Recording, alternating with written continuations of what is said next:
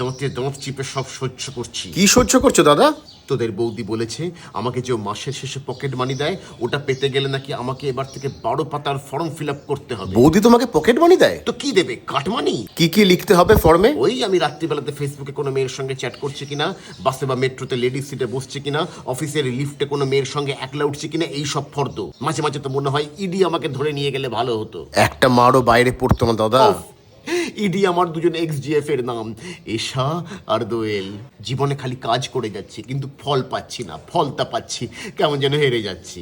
কিন্তু তুমি এরকম হাতে ডিম নিয়ে কি করছো একটু বলবে? তোদের বৌদি বলেছে আজকে নাকি ডিমের ঝোল হয়েছে, কিন্তু আমাকে ডিম দেবে না, খালি আলু দেবে।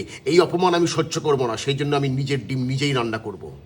আমার বউ নয়, বুলডোজার রান্নার মেয়েটাকে বলেছে যে দাদাকে ডিম নয় উচ্ছে দে। আমিও দেখবো সস্তার বড় ছেলে তোর বৌদি কেমন ব্র্যান্ডেড বার্গার খায়। এই রেগে গেল নাকি? এই রেগো না, অপমান আর ডিম আমি সব গায়ে মেখে নেবো।